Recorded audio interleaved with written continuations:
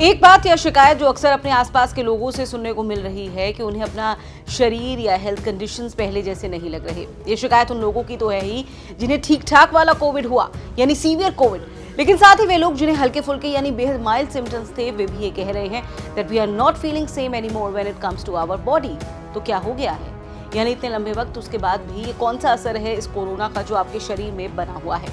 ये है post covid condition, post acute covid syndrome, post acute sequel of covid that is PASC, यानी सबसे आसान लॉन्ग कोविड, दीर्घकालिक कोविड। अब आप कहेंगे कि शरीर में कहीं कोई इन्फेक्शन नहीं तो कोविड कैसे? National institute for health and care excellence के मुताबिक पोस्ट कोविड-19 सिम्टम दरअसल वो लक्षण हैं जो कोविड इन्फेक्शन के दौरान या उसके बाद शरीर में दिखते हैं। 4 से 12 हफ्तों तक ये रह सकते हैं, कई बार उससे भी ज्यादा। विश्व स्वास्थ्य संगठन यानी वर्ल्ड हेल्थ ऑर्गेनाइजेशन ने 2021 अक्टूबर में ही लॉन्ग कोविड को पोस्ट कोविड-19 कंडीशन के तौर पर डिफाइन किया, जो कोविड होने के बाद के लक्षण हैं और कई हफ्तों तक रहते हैं, जिनका मुख्य कारण कोई और बीमारी नहीं होता है।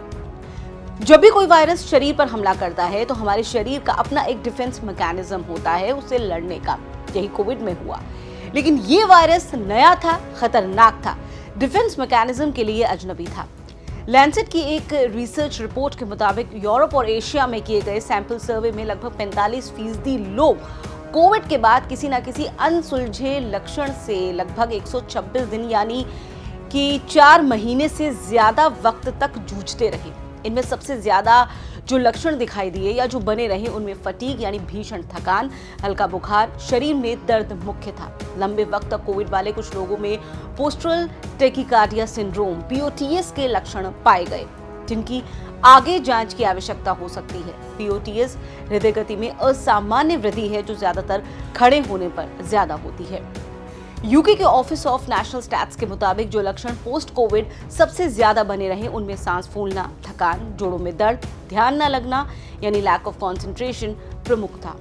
एक रिसर्च ने इन्हें जिन प्रमुख हिस्सों में बांटा उनमें एक दिल और लिवर से जुड़ी समस्याएं हैं, दूसरी लंग्स या हड्डियों तक जुड़े मामले, मेंटल इश्यूज भी इसमें शामिल हैं। कुल मिलाकर कोविड-19 ने शरीर के हर हिस्से को प्रभावित किया है।